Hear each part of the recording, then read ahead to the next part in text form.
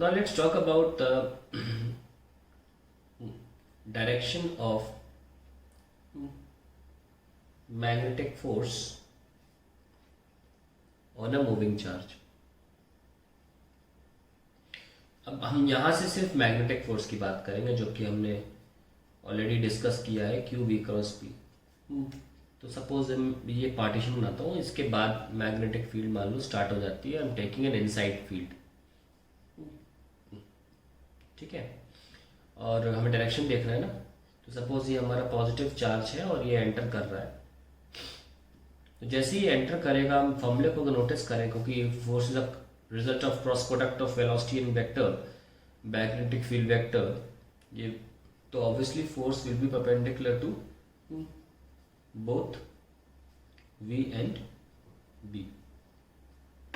Now दो vectors हमेशा एक प्लेन पर लाई करते हैं, वो दो अलग अलग प्लेन पर लाई नहीं कर सकते। तो आप फोर्स को किसी एक वेक्टर से परपेंडिकुलर बोल लीजिए, वो दूसरे से ऑटोमेटिकली परपेंडिकुलर हो जाएगा। तो हम देख सकते हैं कि हम वेलोसिटी की बात करें तो वेलोसिटी इधर है, तो जैसे ही एंटर करेगा यहाँ पे फोर्स परपेंडिकुलर होगा।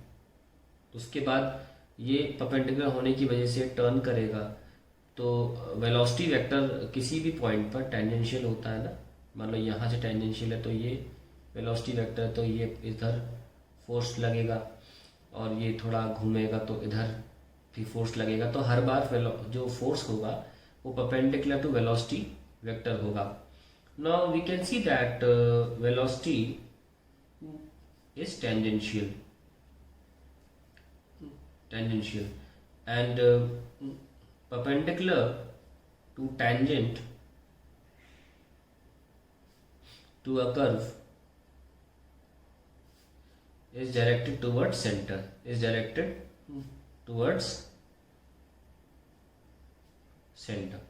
So हम देख सकते हैं कि जो फोर्स होगा ये ये हमेशा सेंटर की तरफ इशारा करेगा, and that is why this force will give rise to the centripetal force, and hence we will have a circular motion.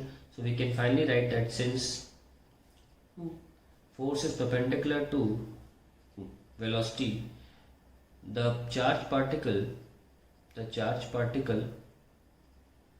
will undergo a circular motion. लेकिन जैसे कि मैं तो खैर हमेशा ये प्रेफर करता हूँ कि आईजेके में ही सारा सॉल्व हो जाए। मैं कभी भी कोई राइट हैंड रूल फलाना टिकाना करता नहीं हूँ, लेकिन आईजेके में बेस्ट लगता है मुझे सॉल्व करना बी क्रॉस माइनस के। इसमें गलती की गुंजाइश ही नहीं है, क्योंकि आपको कैलकुलेट करके आंसर लाने का मौका मिल रहा है। आई क्रॉस के माइनस जे होता है, यहाँ माइनस ऑलरेडी है तो plus J, and that is why मैंने फोर्स देखो ऊपर लगाया, और इसीलिए चार्ज जो है वो ऊपर की तरफ फिर घोल घूमेगा, होगी हमेशा फोर्स टुवर्ड सेंटर लग रहा है, वो अलग बात है। लेकिन चार्ज का जो पहला इशारा है वो ऊपर की तरफ है, इसीलिए क्योंकि यहाँ पर जे कैप दिखाया जा रहा है, इसीलिए मैंने इस पॉइंट पर ऑलरेडी मार्क कर दिया था अपवर्ड्स। तो मुझे तो आई के बेस्ट लगता है। फिर भी एक बहुत ही अच्छा और बहुत ही आसान रूल भी वैसे, राइट हैंड पाम रूल। इसमें क्या करना होता है, बहुत सिंपल रूल है। आपका जो फिंगर्स है, राइट हैंड पाम रूल यहाँ देख देता हूं मैं, जो फिंगर्स वो मैग्नेटिक फील्ड की तरफ इशारा करेंगे, ठीक है, और जो थंब है वो इशारा करेगा वेलोसिटी का। बता ना, देखो अगर आपने लॉ नहीं पढ़ा है राइट हैंड पाम रूल, तो जैसे ही बताऊंगा आपको सुनते ही मजा आ जाएगा, वाह यार कितना जल्दी आ गया ऐसे आंसर। देखना, जो थंब है वेलोसिटी दिखाएगा, तो फिर आपका जो पाम होगा जिस तरफ होगा, पाम दिखाएगा आपका फोर्स। आप खुद देखिए, इस पेज में मैं अपना हाथ ऐसे पुट करूं अंदर की तरफ उंगलियां, और मेरी अंगूठा जो है वो राइट साइड पे वेलोसिटी है ना। तो देखो मेरा पाम कहाँ है, मेरा पाम इधर की तरफ कर रहा है ना इशारा, हो गया खत्म, प्रॉब्लम सॉल्व हो गई। मतलब मेरा जो अंगूठा है वो इधर है, मेरा जो उंगलियां है वो अंदर की तरफ है, तो पाम कहाँ हुआ, ऊपर ना, तो फोर्स भी ऊपर लग रहा है, तो पाम आपको फोर्स का इशारा दे देगा। बहुत सिंपल रूल है ये, बहुत सिंपल। तो ये भी अच्छा रूल है, इसमें कोई बुराई नहीं है, इसकी मैं आपको बताया है। That is how you find out the direction of magnetic force on a moving charge. अब इस मैग्नेटिक फोर्स की कुछ खास बात भी है, ये भी देख लेते हैं यहाँ से देखिए क्या। हमें देखा कि ये फोर्स जो है वो वेलोसिटी के परपेंडिकुलर है, फोर्स परपेंडिकुलर टू वेलोसिटी, यानी कि एफ डॉट वी अगर किया जाए तो जीरो आ जाएगा। और हम जानते हैं कि पावर का फॉर्मूला जो होता है वो एफ डॉट वी होता है ना, एंड पावर होता है वर्क अपॉन टाइम। और क्योंकि ये दो वेक्टर आपस में 90 डिग्री पर है हमेशा, क्योंकि उनका रिजल्ट क्रॉस प्रोडक्ट से जुड़ा हुआ है, तो पावर जीरो यानी कि वर्क डन जीरो, यानी कि no work on charge is done by Lorentz force, no work is done. इसका मतलब अगर हम वर्क एनर्जी थ्योरम की बात करें जो हमने 55 में पढ़ा है और 11 में पढ़ा है, क्या कहता है वर्क एनर्जी थ्योरम कि work will be converted to, अगर पार्टिकल बॉडी है, अगर बॉडी दबती नहीं है स्पंज की तरह, अगर रिजिड बॉडी है, तो जो आप वर्क करते हो वो चेंज इन काइनेटिक एनर्जी तब्दील होता है। कुछ लोगों को लगता है वर्क एनर्जी थ्योरम का मतलब होता है W is equal to half M V square minus half M V square. बिल्कुल गलत।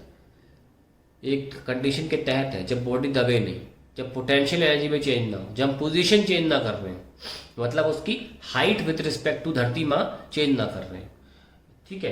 तो जैसे कि ये ढक्कन है, ये दबा भी नहीं, इस मेरा जो भी वर्क है वो, अगर हम losses by the friction of the page and ढक्कन को ना इंक्लूड करें तो काइनेटिक एनर्जी में चेंज में ही तब्दील हुआ है, तो उसकी भी एक कंडीशन है। तो अभी वो कंडीशन साबित हो रही है क्योंकि हमारा पार्टिकल जो है वो रिजिड है।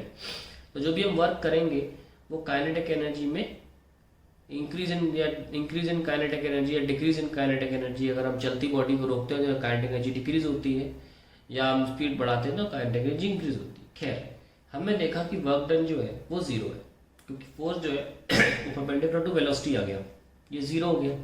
इसका मतलब हाफ कैंसिल और mass cancel, v square equal to u square, यानी कि वी इक्वल्स टू यू। इसका मतलब क्या हुआ, the Laurent force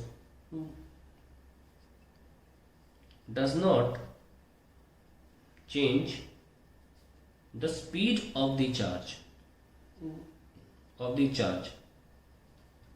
it only changes the direction of motion। तो ध्यान रखें, ये केवल इसलिए इसको हम कई बार डिफ्लेक्टिंग फोर्स भी बोलते हैं, डिफ्लेक्टिंग फोर्स, ठीक है। तो इसमें क्या है कि इसमें स्पीड चेंज नहीं होती है क्योंकि वर्क डन नहीं होता, और हमने आपको साबित भी किया, और लेकिन डायरेक्शन चेंज करने में सक्षम है ये। आइए अब हम एक और चीज़ निकाल लेते हैं कि अगर हमारा चार्ज मैग्नेटिक फील्ड में एंटर करेगा, क्योंकि वो सर्कुलर पाथ को फॉलो करता है, तो हम चाहते हैं कि हम उस सर्कुलर पाथ का रेडियस भी निकाल लें। सपोज ये हमारा पार्टीशन है और इसके बाद मैग्नेटिक फील्ड ही फील्ड है, ठीक है। थोड़ा अलग पेन यूज़ करेंगे ताकि सुंदर लगे दिखने में। रेड पेन वीडियोस में दिखता नहीं है, लेकिन चलो कोई बात नहीं। तो अब देखने की कोशिश करिए, ये देखिए, ये वेलोसिटी इधर है और चार्ज एंटर कर रहा है। हमको पता है कि फोर्स हमेशा टूवर्ड सेंटर लगेगा, तो यहाँ पे कहीं सेंटर होगा, है ना, क्योंकि हमने जो एंट्री कराई है चार्ज पार्टिकल की, वो ध्यान रखें कि इसमें कंडीशन है, केस 1 लेके चलते हैं। व्हेन चार्ज या चार्ज वेलोसिटी, चार्ज की जो वेलोसिटी है इस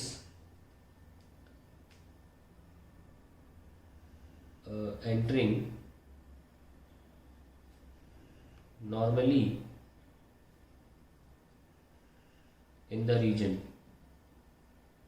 मतलब इस जो पार्टीशन लाइन, इसको ब्रैकेट में देखो, पार्टीशन जो लाइन है, पार्टीशन लाइन एंगल कितना 90 डिग्री बनाता है, ठीक है। पार्टीशन लाइन से एंगल 90 डिग्री बना के चार्ज एंटर कर रहा है इस तरीके से।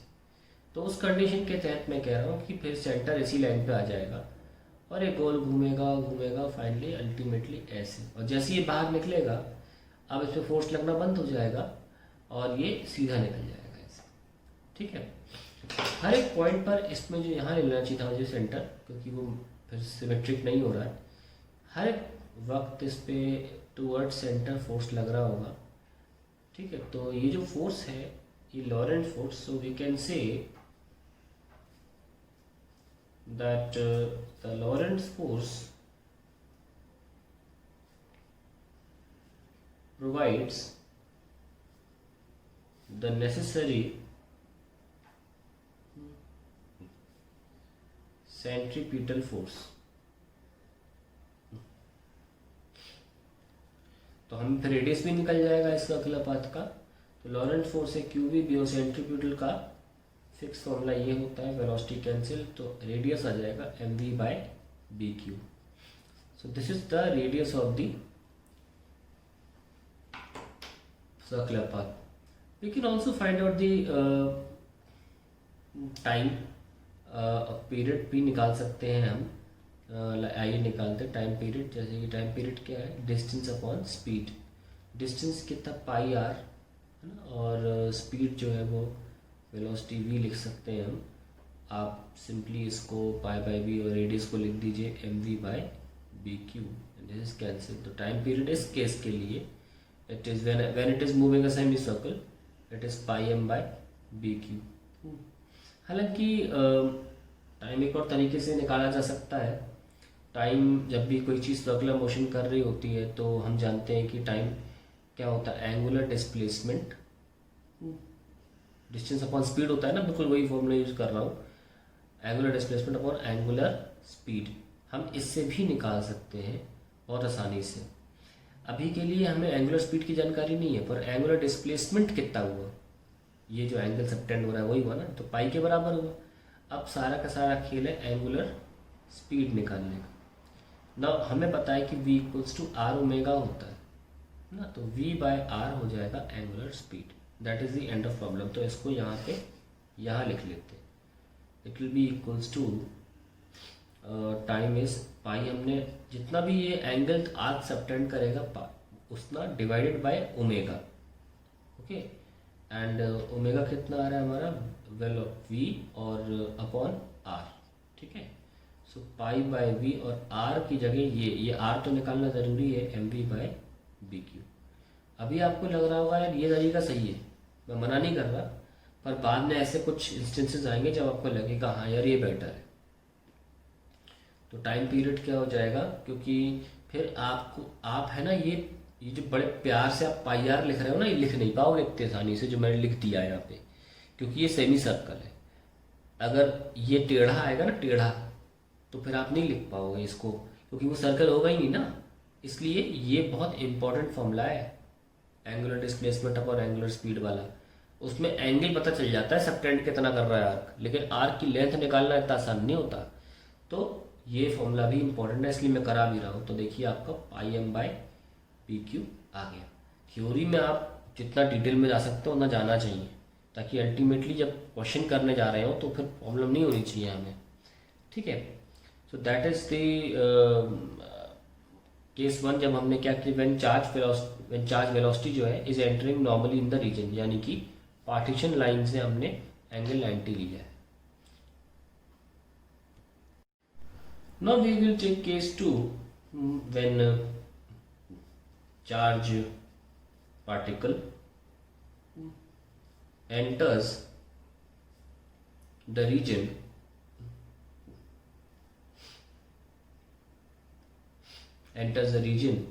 with some angle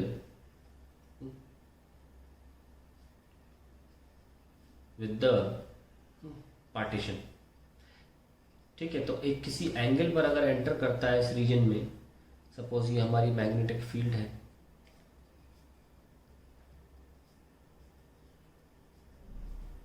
ठीक है, तो मैं ज़रा ब्लू पेन ले ही आता हूँ। ब्लू पेन का भी फायदा है यहाँ पे, क्योंकि रेड से दिखेगा नहीं, मैं चाहता हूँ कि पेन डिफरेंट हो। अब देखिए हमारी ये एंटर कर रहा है पार्टिकल, ये चार्ज है और इसकी कुछ वेलोसिटी है। तो अब जैसे ही एंटर करेगा, हमको पता है कि हमेशा वेलोसिटी के परपेंडिकुलर होता है, जैसे फोर्स है वो होता है क्यू वी क्रॉस बी। तो इस यहाँ के बाद अब चार्ज घूमेगा, पर फोर्स तो परपेंडिकुलर होना चाहिए। तो इस वेलोसिटी के जैसे ही एंटर करेगा फील्ड में, फोर्स लगना चालू हो जाएगा और वो फोर्स परपेंडिकुलर है। तो फोर्स यहाँ लगेगा, मान लीजिए यहाँ ऐसे, और हमने यहाँ से फिक्स कर दिया एक सेंटर कि वही फोर्स तो हमेशा सेंटर की तरफ लगने वाला है।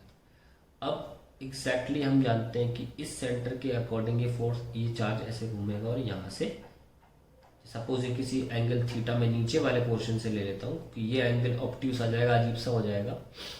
और बाइसिमेट्री बहुत ऑब्वियस सी बात है कि ये थीटा से ही बाहर निकलेगा, ठीक है ना, जिस एंगल से गया उसी एंगल से बाहर आ जाएगा ये। और यहाँ पे हम पॉइंट ये जोड़ सकते हैं। तो अब आपके पास ये निकालना इतना आसान नहीं है, पर आपके पास ये निकालना, ये एंगल निकालना बहुत ईजी है ना। देख लो कैसे निकाल सकते हो। 90 आ गया, ये 90 आ गया। और फिर ये एंगल कितना आ गया, ये वाला एंगल भाई 180 का होता है लाइन। 180 में से 90 प्लस थीटा हटाओगे तो क्या बचेगा, 90 माइनस थीटा। और क्योंकि आइसोसेलेस हो जाएगा तो 90 माइनस थीटा ये भी, और जब सम ट्रायंगल प्रॉपर्टी लगाओगे तो ये 2 थीटा आ जाएगा, ठीक है। अब जैसे ही आपने 2 थीटा लिखा, बताओ टाइम पीरियड आ गया कि टाइम पीरियड, यहाँ पे टाइम पीरियड ना बोलकर ये बोल सकते हैं time for which charge is inside the magnetic field region. उसके बारे में बाद में बात करेंगे।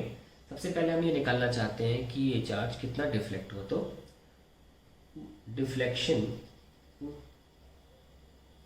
हम सब निकालेंगे इसमें, time for which it is inside the magnetic field, सारी चीजें निकालेंगे और टाइम पीरियड भी निकालेंगे इसका, ठीक है। Time for which it is inside magnetic field और टाइम पीरियड में फर्क होता है। तो डिफ्लेक्शन ऑफ चार्ज, ये हमारा पहला मुद्दा है, आओ सॉल्व करते हैं। तो भाई ये फील्ड ना होती तो ये चार्ज सीधा निकल जाता है ना, सीधा निकल जाता ना, पर फील्ड है तो चार्ज ऐसे निकल गया। तो ये लीजिए, तो अगर फील्ड ना होती चार्ज सीधा निकल जाता, पर चार्ज अल्टीमेटली सीधा ना जाके ऐसे चला गया, तो इसे बोलते हैं डिफ्लेक्शन। ये डिफ्लेक्शन है।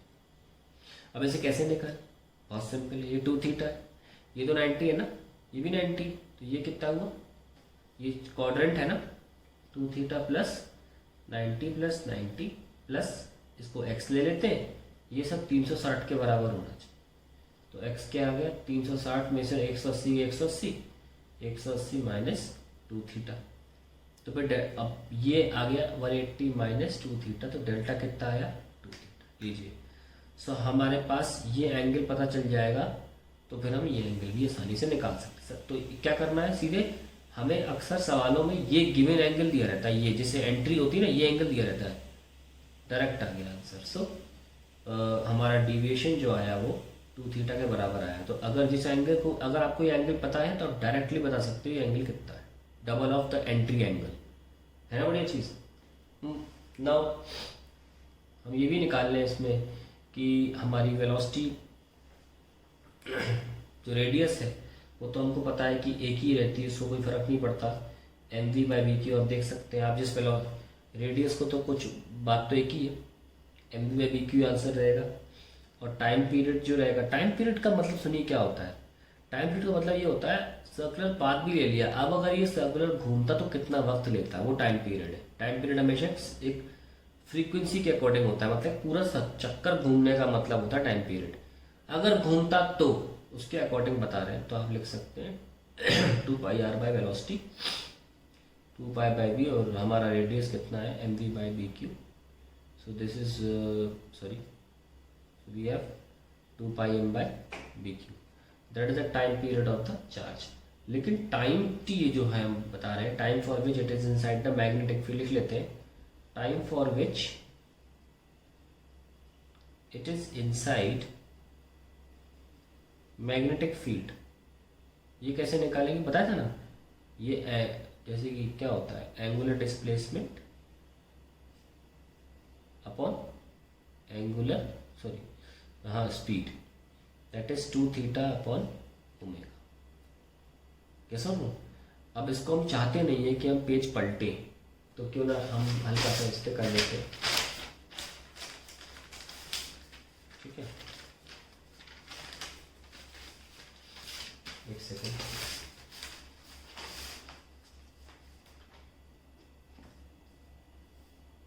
चलो यहाँ करने की कोशिश करते हैं।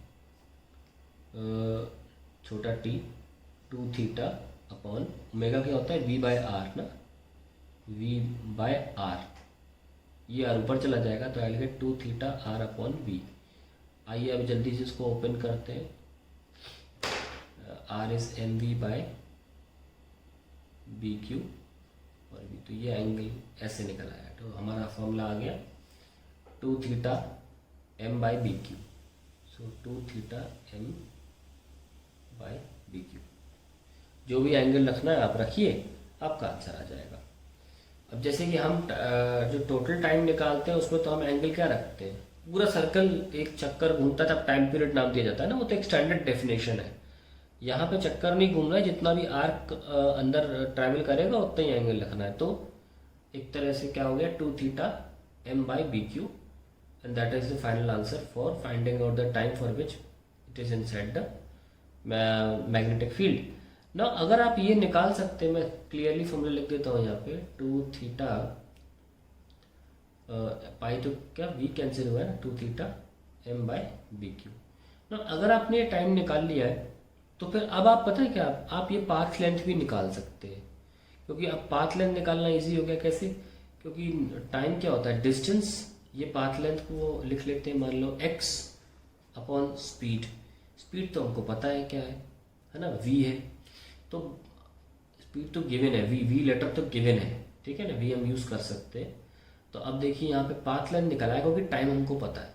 I think I should use another page for this entire derivations to get over, so I'll use another page।